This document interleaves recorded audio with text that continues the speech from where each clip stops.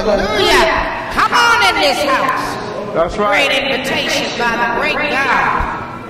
Come on in this house. Before I take my text, bring it up on our projector. Imagine,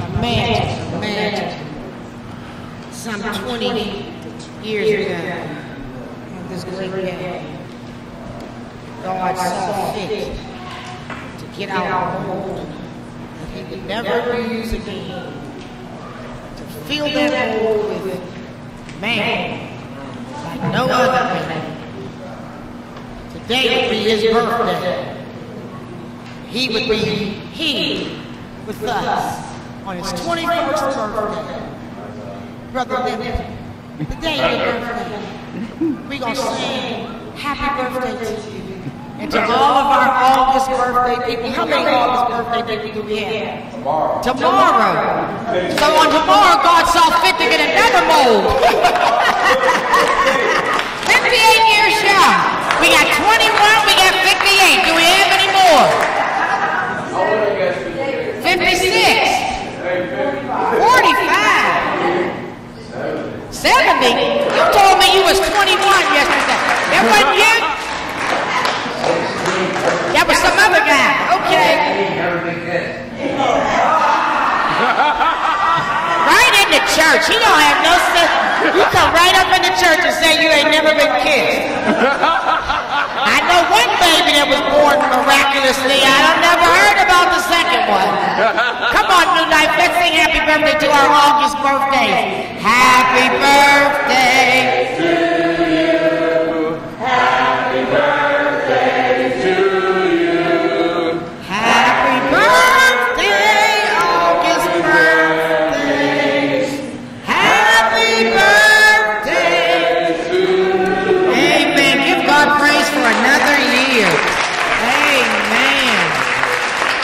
We certainly want to wish all of you all birthdays. Please keep in prayer for God is doing great things. I want to continue to pray for Mother Jackson, Mother May Jackson, Mother Geraldine Taylor. Pray for Brother Bill Touchdown. God is doing great things. And also Brother Paul Walker. Just keep those in prayer. We want to let our church family know that we do love them and we are happy. God is blessed. And I talked to Brother Schultz this morning. I said, how's my mother? And he said, she's good. I said, that's a wonderful thing to say. Amen. Thank you, Jesus. So we want to continue to pray for our church family as God is just doing what God does. Is there any witness here that God is doing something? Is there anybody that don't mind saying God is up to something? When I didn't think God was paying me no mind, he was up to something. That's right. So thank God for what God is up to. You that have your Bibles, come on and stand with me. Let's turn to the second letter. The Apostle Paul writes to his son in the ministry, Timothy, and we'll be looking at chapter 3, starting with verse 10. The second letter that the Apostle Paul is writing to his son in ministry, Timothy. And we will be looking. My little new baby is here today too. Now he didn't come last Sunday. I want to make sure he waited till Pastor got back before he showed up. Jamie, is that correct? Y'all didn't bring him to you last Sunday, did y'all? No. Y'all know our new Evans baby is in the house today. God is blessing us with little Matthias. Come on, let's give it up for Matthias. Hey! Look, is he sleeping? Jamie, you look absolutely beautiful. You just look beautiful. We're so grateful that God planted you in this vineyard. I thank God for the children that are coming in the flesh and in the spirit. Amen. 2 Timothy chapter 3, verses 10 through 15. Do we all have it? Say yes, Lord. Yes, Lord. Anybody hold up? Now y'all remember when you finish with the Bible and you got out of that little thing, don't slam it on, just gently lay it back. That's right. And next week we got to get all back together.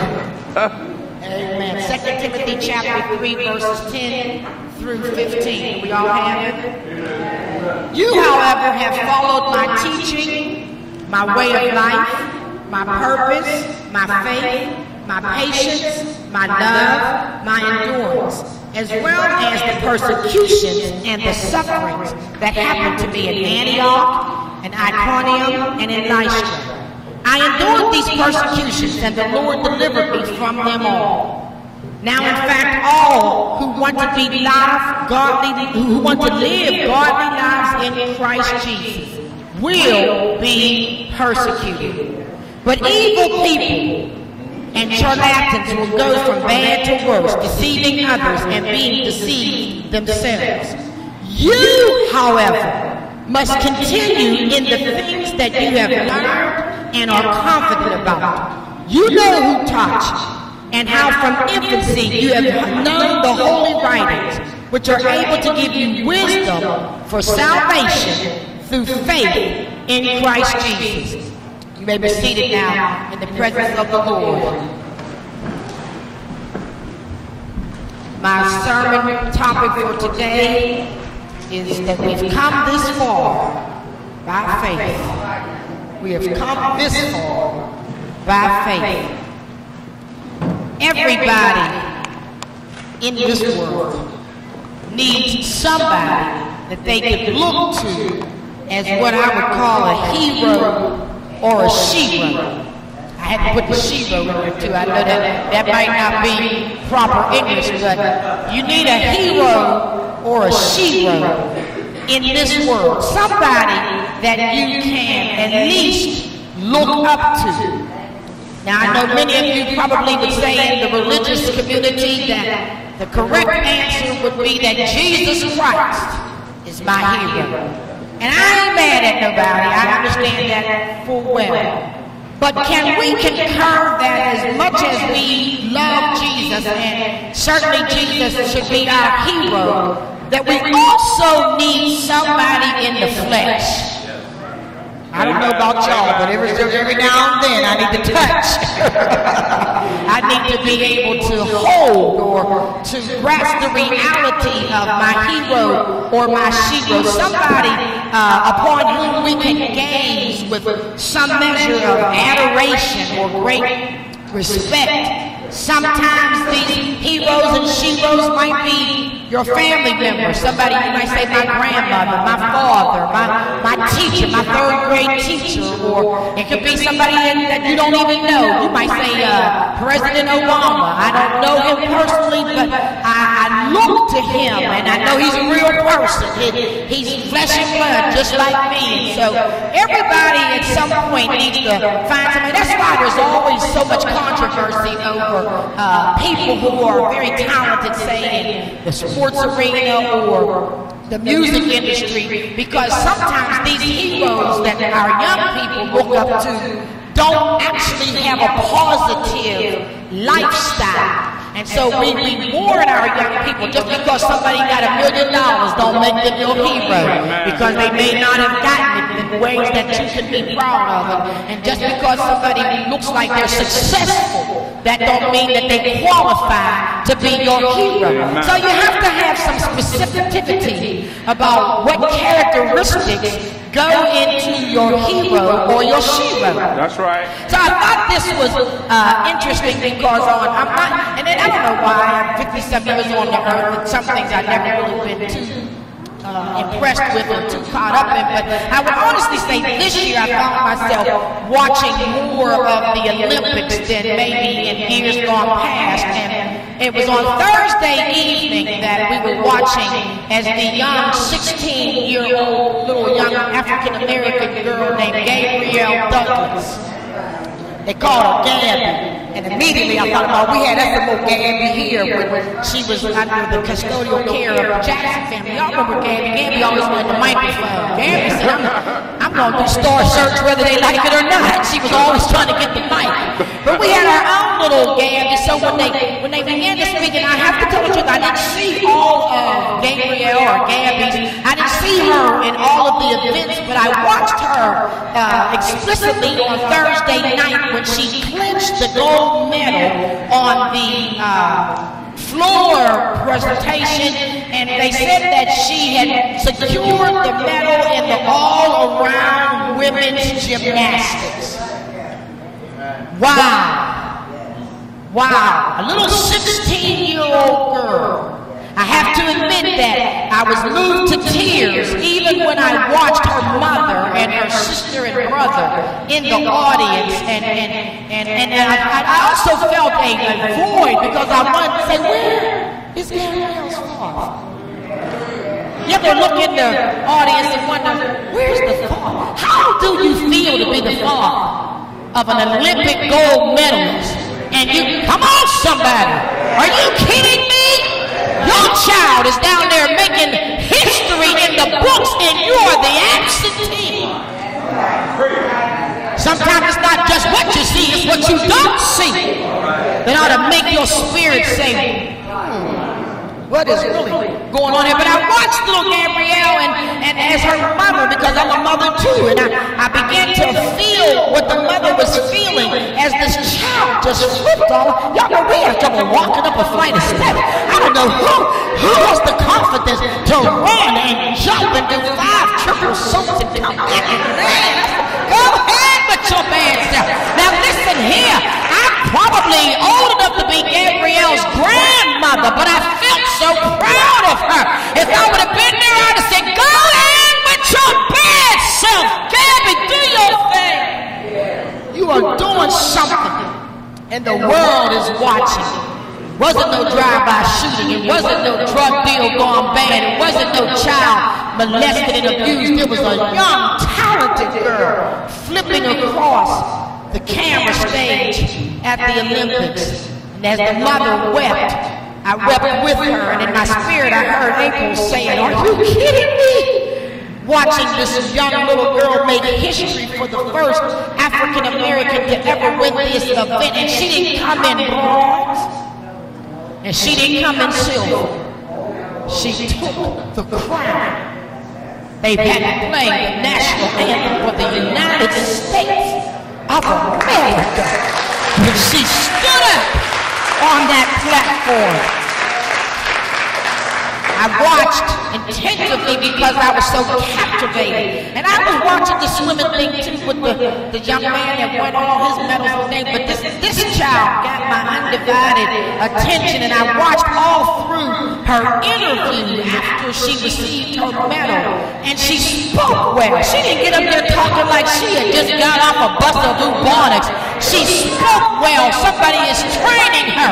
She's being taught. And she said it's really a double victory because God got the glory and I got the gold. I said, now you really better go ahead with your best. I better say it again. She said it's a double victory because God gets the glory and I got the gold. Somebody should have been watching Gabrielle on Thursday night when she said, first of all, I give glory to God, a 16-year-old child that just cracked their history books wide open and said the sense enough to say to God be the glory. Amen. I know her mama been putting her in the church. Her mama been bringing her to Vacation Bible School. She was in the choir, or she was a junior usher, or she was doing something. That's right. Because in that moment, she was saying, I think my mother, my father, my sister, my coach, Jimmy sang, Wong, whatever. Wong, he was happy. They said last year he just missed it, but this year she brought it home. So she said it's a double victory because God got the glory. Amen. And I don't mind leaving with the gold. In her interview, she indicated that in order to accomplish what she believes was her God-given accomplishment, it took a great amount of focus. Well. I listened attentively because she had my attention. She said it takes a lot of focus.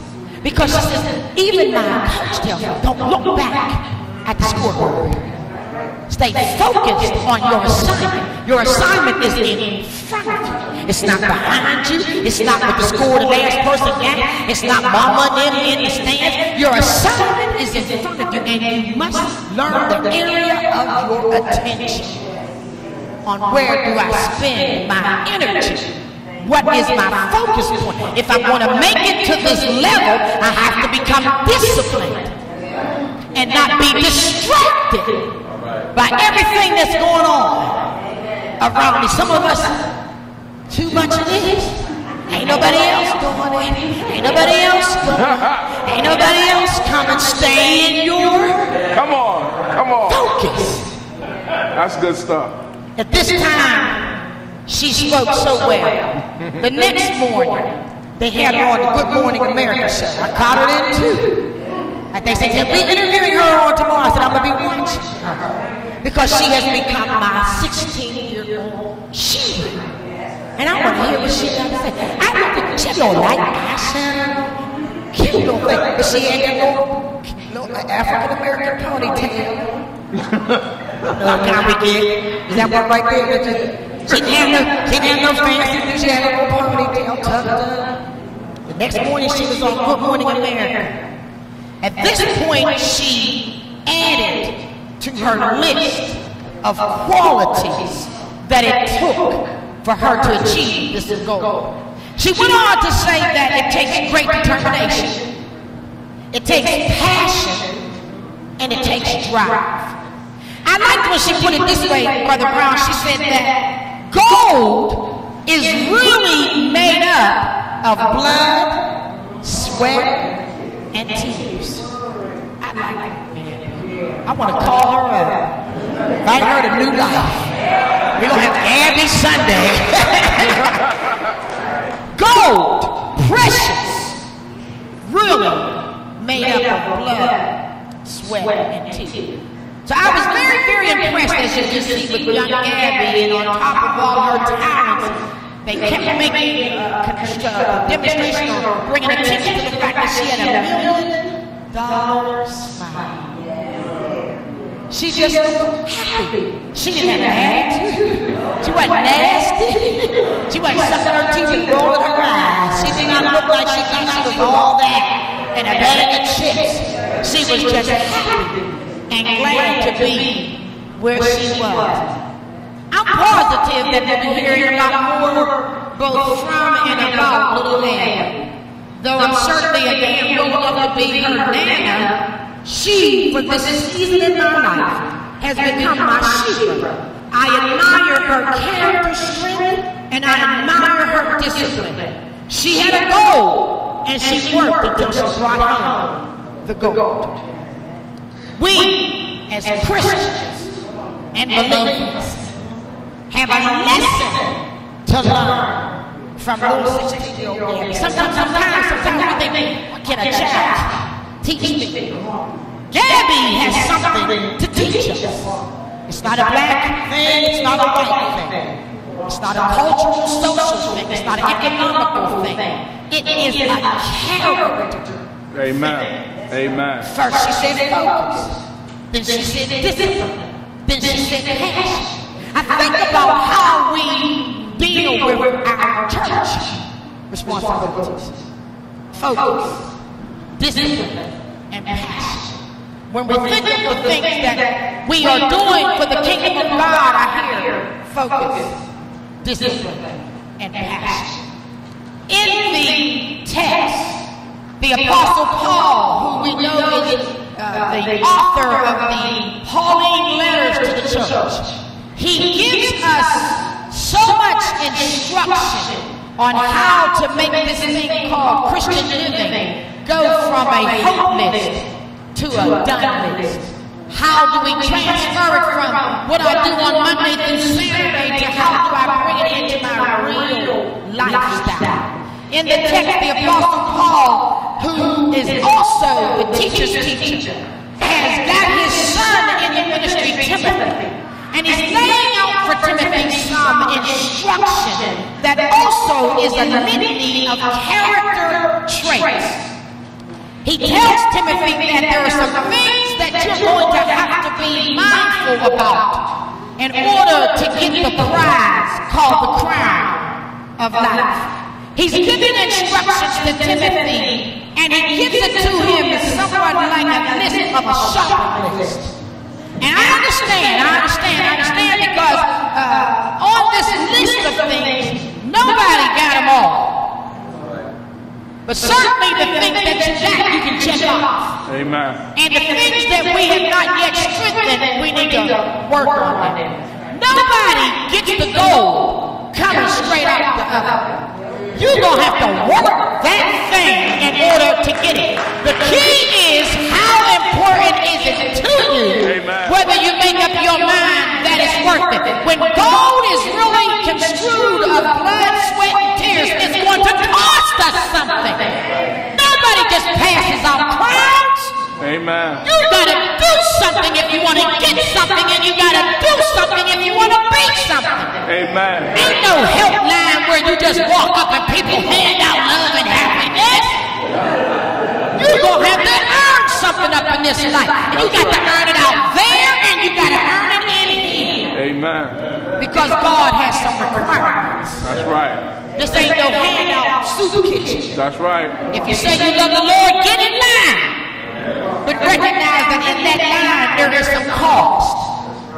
The Apostle Paul is now giving Timothy, his son, the instructions that Timothy is going to need. Paul is about to ordain Timothy as a pastor.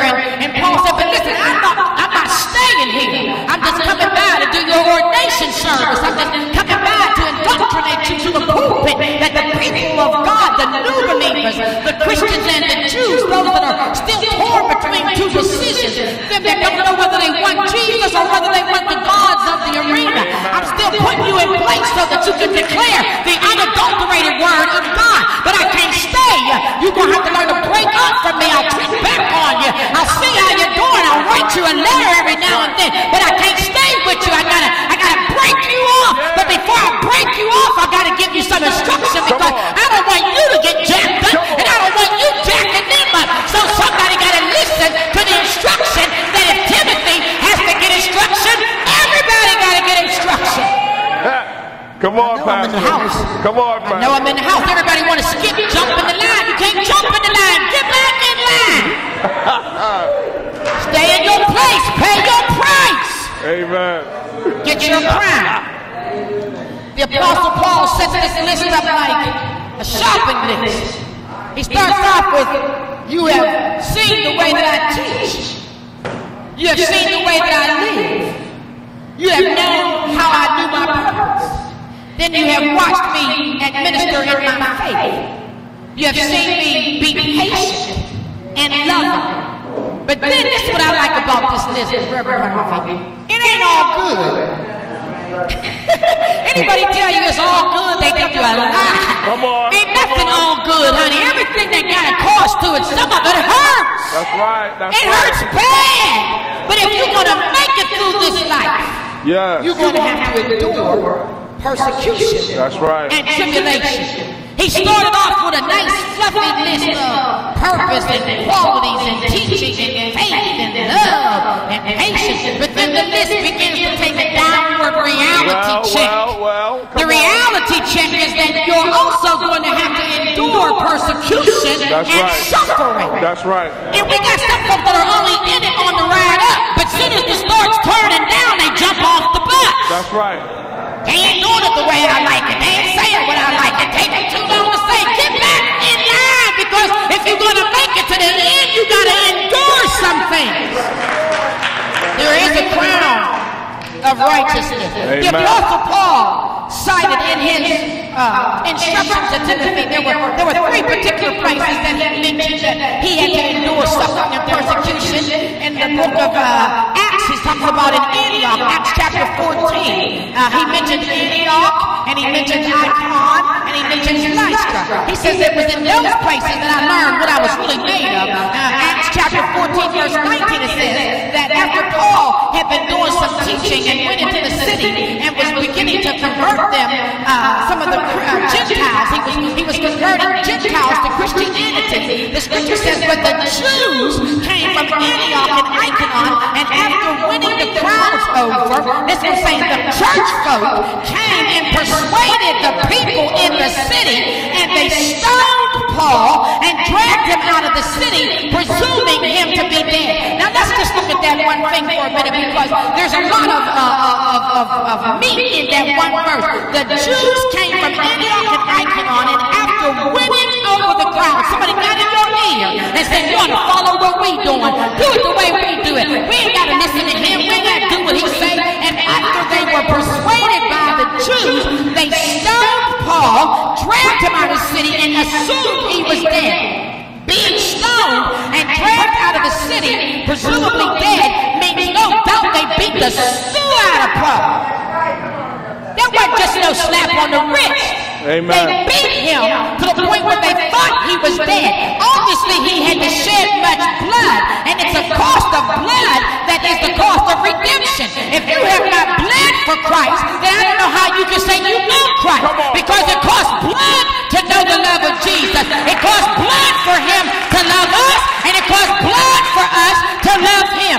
Being stoned and dragged out of the city, no doubt he was taken to a place where he thought he also was dead. You know, we used to say that old Southern word, the kids, sticks and stones may break my bones, but names will never hurt me. Well, what happens when they stop calling you names and really start hitting you with sticks and stones? It does have an adverse effect on you. Some of us can't survive the name calling. The minute somebody says something about you, you done got your feelings hurt and want to go home. And if that's your decision, then that's your decision. But don't come around when they start passing out the crown, because if you're going to make it to the crown, you got to endure the tribulation. You got to go through the drama. You got to stand your test. I know it hurts. It hurts bad.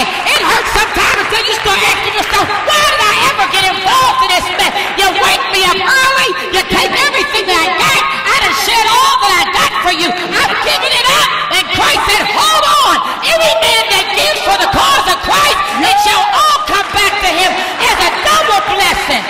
If you just hold on, not the bronze, not the silver, but the gold.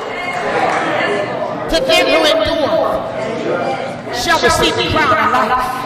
I don't come this morning to get no bronze. I ain't mad at the bronze people. Everybody coming, I come in first, everybody got to come in second. But I didn't get in this to win no bronze. I didn't set my affection beneath the cross. I set my affection upon the cross. I'm looking for the high place. I'm looking for the victory crown. I want to run the lap and hear them say, America, America, God shed his grace on me. I didn't come this far, and neither should you, to settle for beneath the severity. If there's gold, go after gold. Why would you get in it to go for the bronze? Amen. People that get bronze start crying.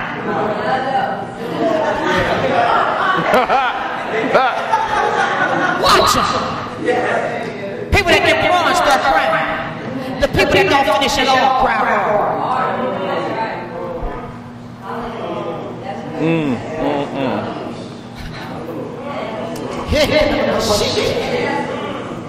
Oh, Jesus. It's too far to run. I done spent too much to let somebody distract me in the audience. If you up there, you ain't down here. Why would I let you up there distract me down here? I gotta stay focused. I gotta stay disciplined. I gotta stay committed. I gotta have passion for what I believe. Amen. Amen. If I let you up there in the stands distract me from down here, I'm missing my prize. And I didn't come this far. That's right. To miss my prize. Somebody say, come on, Pastor. Heaven is good. The stone that they hit him with was probably a representation of the rock of his salvation. Are you willing to have the rock thrown up against you until it costs you life? Can you handle that? If they take the rock of Jesus, throw it as an accusation, can you handle that? If it hits you, puts blood. Though he slay me, yet shall I trust him. Because while I'm bleeding down here, I got my eyes set up there. While I'm suffering down here, I got a crown up there. While it hurts right here, I got a new home in glory, where the wicked shall cease from troubling, and the weary shall be at rest. Over there, there's no sorrow, no sickness, no death. Every day is Sunday. The Sabbath has no end. I'm on the praise and worship ministry. I'll be up there casting my crown at his feet. After they give it to me, I'm going to give it back to him, because for Christ I stood. For Christ I endured.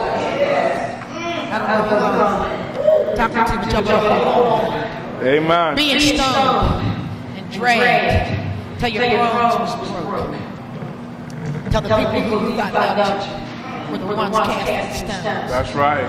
They dragged him after they stoned him, which implied they added insult to injury. You ever been down low enough and thought that's enough? Can't take much more. If they say one more thing, it's going to break right in there. And as soon as you come around, somebody can't take their ears, they say, don't you You say, no, I can't take no more. I'm already beat up. I've been already knocked down. There ain't nowhere else for me to go. They say, I didn't want to tell you this, but I thought you needed to know. They talking about you even more. And you go down and say, come on, God, where is my strength? Where is my redeemer? Where is my deliverer? You know, when you get down, that's when you find out whether you got something to get up or not. If you just walking on top of the sword, you ain't got nothing to talk about. I want to hear what you talk about after you've been lied on, cheated, talked about, and mistreated. I want to hear your testimony after they turned their back on you and beat you up and excommunicated you. That's when I want to hear your story. I don't want to hear your joy story. I want to hear your victory chant. Because the joy story don't come from my street. I ain't never had clearinghouse mistakes, man. We are here with a big clearinghouse sweepstakes check. They don't come to Hazelwood. I like to know, where do they go? They don't come to Hazelwood with prizes and houses and they don't come where I live. Not literally and not spiritually. If I let them crowd distract me while we're taunting and throwing and beating me, I will miss the crown. So now I have been shedding blood, dragged until it was bad and went bad and worse. Not just bad, that and this. You ever have that? I said that bounce that you can handle, push. If you just push me, I can, was that it? That's all you got to do. I can handle it. But when I get a push and a pull, it makes it hard. I can handle point A, and by itself I can handle point B. But when you put A and B, C and D, I can't catch my breath. It makes it hard to breathe. When it's all coming in. Paul knew that if you would be successful in this, you're going to have to come down the door to the end. Don't you dare quit. Ever see somebody running the race in the middle of the race for no apparent reason to stop? What's the sense of that? Why would you get in the race? Just to run one lap. I'll stop right here. There's no ground. Did you hear what I said? There's no ground. Halfway around the track. There's no victory. Stop it before the race is over. If you want to go down fighting. Go down diving for that marker. Go down stretching all the way out. But don't you dare stop in the middle of the race because somebody takes the most. Because somebody mistreats you. Who are we? If they did it to Christ, they'll do it to you. Don't expect nothing better for you. I guarantee you. And so here we have now Timothy giving this instruction by the teaching Paul. He says that this crown is not like that. If a 16-year-old girl said that crown, the gold, cost her blood, sweat, and tears, multiply that, and that's the cost of the crown of eternal life. But look at here. As the text goes in verse 20 and 22, this is back in the book of Acts, chapter 14 and 19. They stoned him and beat him up, dragged him out of the city. In order for them to pursue him, he was dead. They take the life out. He didn't go out there walking out. To presume he was dead, they left his body lifeless. As far as they were concerned, they had killed. That's what they thought they had did. They thought they had killed Paul. Acts chapter 14. Stay with me. It's good. The text goes on, though, when you pick up verses 20 to 22, but after the disciples had surrounded him. Oh, Jesus. It says he got up from what was a presumably state of death. When the real people of God. Come on, come on. Got around here. That's right. That's why I don't need no bunch of folk. Hey, the crowd is crazy. Give me a few disciples. Students who love the Lord. When the students got around Paul, they surrounded Paul, and their strength gave him strength. Amen. Jesus, that's Come good on. stuff. And what looked like it was dead, get back up. That's How many of y'all have ever been presumed dead and get back up with the power of God? It says they got back up. And look at what he did when he got up. This is insane. Tell your neighbor, this is crazy. This is crazy. After they beat him to death, thought he was dead, threw him out the city. He got resurrected outside the city, got up, and went back. Ooh, I ought to run out of here now. I ought to run out of here.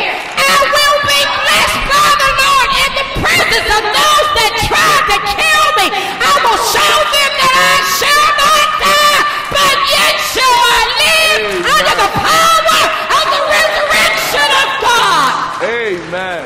He went back to the city where they were. How many of y'all got the strength to go back? To the people that talked about you. Come on. The people that denied you. Yes. The people that said you were no good. Yes. Get yourself together. Get yourself together. Get up and get yourself together. Stand up in the power of God and go back. That's When right. you go back, come into the city singing. We've come this far by faith, leaning on the Lord, trusting in His holy word. He never failed me yet. Oh, can't turn around. We come this far by faith. Come on, church, sing it. We've come this far by faith. How far did you have to come? Come on.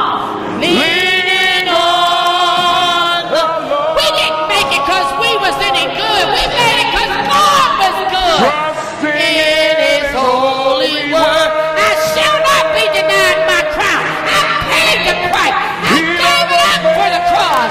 He don't fail. He does not fail. He cannot fail. He shall not fail. He will not fail. That is your victory song. Come. We come this far by faith. One more time. We come this far by faith. Oh, come on, church. Leaning on the Lord. Well, we are trusting.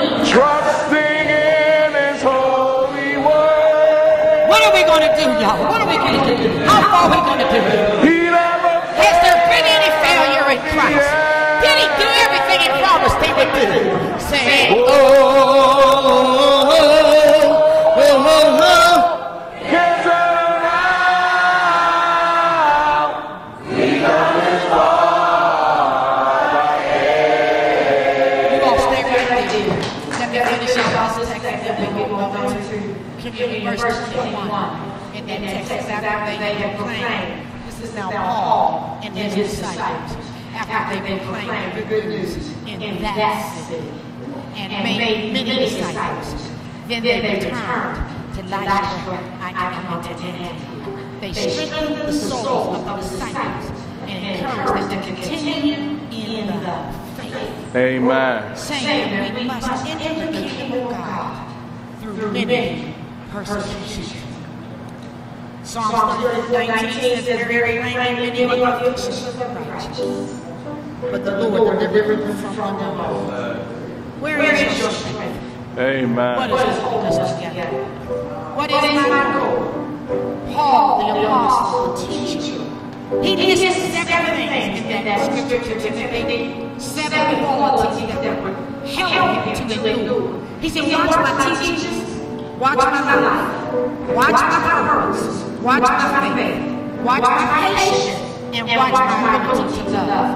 those positive characteristics. But you know what I found out? At the center of that image is faith. At the center of it is 7 things. 3, right in the middle. You gotta have faith.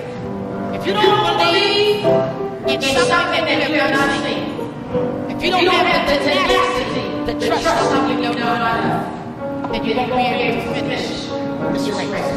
And faith comes by here, by the word of God.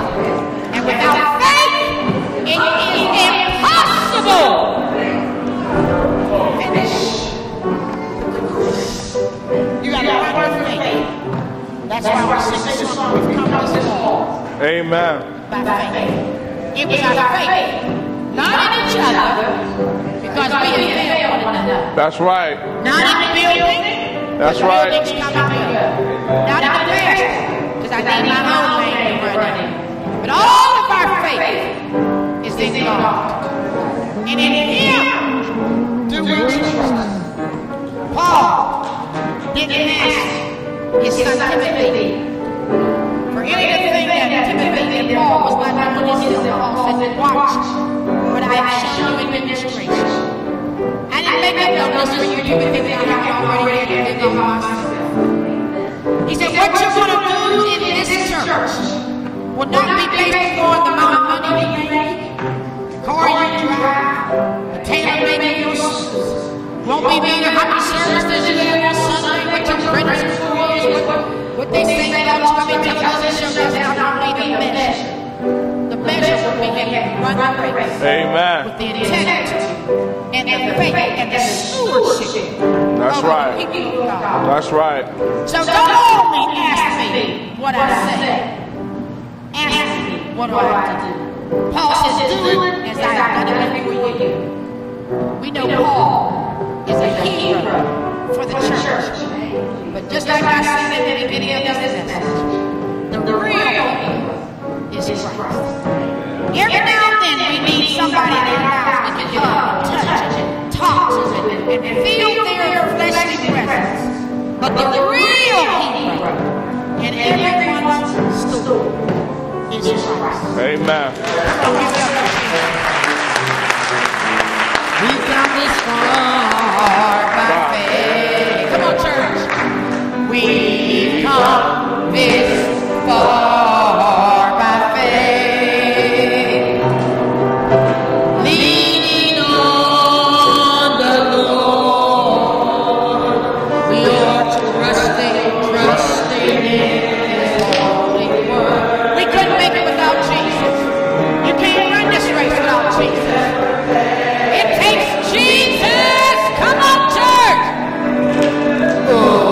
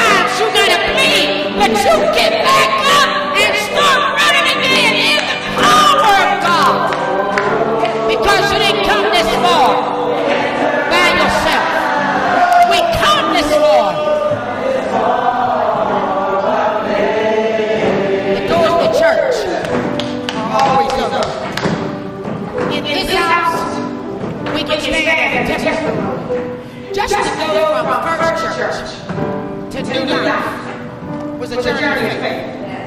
The word said it's a journey of faith, but they shall not all endure. It ain't no different than when Moses brought the children of Israel out of Egypt, that they did not all enter in to the promises of God. The book of Hebrews talks explicitly about they did not enter in because of the burning and hardness of heart. You know why you're murmuring? You're crying? Because you don't know the Lord. Come on, come on, come on. If you know more pull, you got more faith. That's right, that's right. And when you got great faith, you can do great things. You got little faith, you do little things. That's right. The minute somebody steps on your field, you quit. We got something that just quit. We got something that quit, take a ball. We got something that quit, take a ball, and go home. But guess what you found out when you turn on your lips? That somebody kept you running. Somebody got to go. And all you are now spectating. There will be a cloud of spectators that stand behind your back and watch the redeeming of the Lord be given up circumstances in this life. And from that point, they'll be saying, what about me? I wish I could have. But there was a time given to everybody where you were invited to come participate in this race. You don't just get something because you show up. That's right. There's a spiritual application. Yeah. You know how many people didn't make it? As opposed to what you see on the floor, or what you see in the pool, what you see on the way. You know how many people tried out and didn't make it? You don't just see all there is. You see what's what paid for us. What it endured.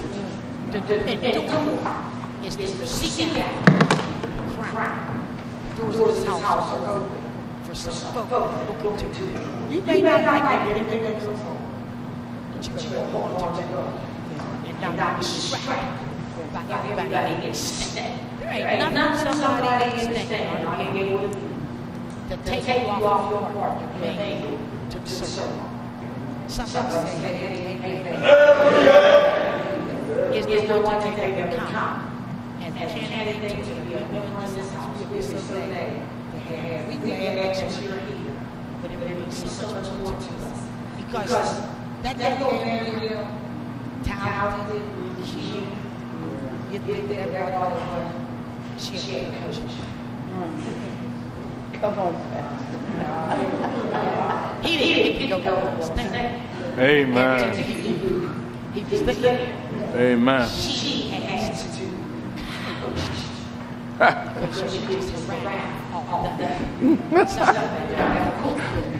That's good. Good. Good. Good.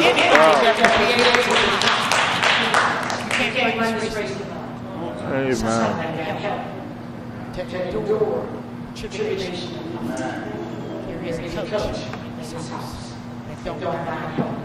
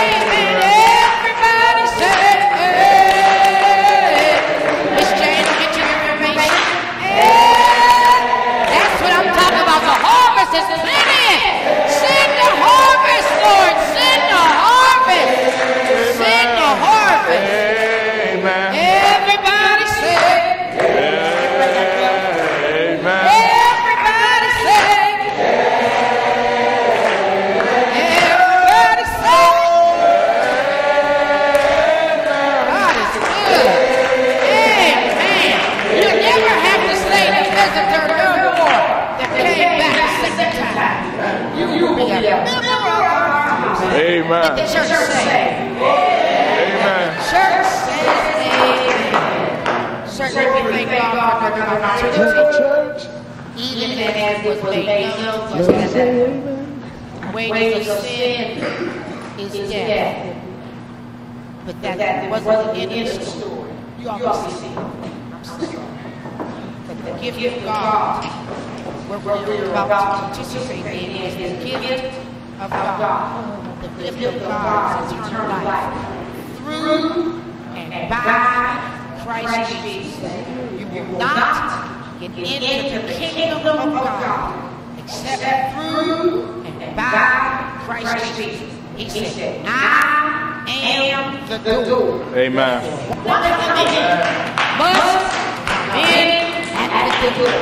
Any other way to try to come in, thief and wrong. I'm going in at the door. I'm going in at the door. Amen. Because I know in whom I trust, and I know in whom I have believed. We're going to ask Deacon Jeffrey if he would bless the cup. We're going to ask Mr. Smith if he would bless the bread. Heavenly Father, we thank you right now, Lord, for this cup that is symbolic of your blood. Lord, we know it's all about the blood, the life source of Lord. We know that the Bible says that there's no remission without the shedding of blood. So we ask right now that you just bless this cup, Lord, as it is symbolic of your shed blood. Amen. Amen. Father God, we thank you for this, that represents your broken body, which was broken for us. And we thank you, Father God, that the Spirit that even broke us down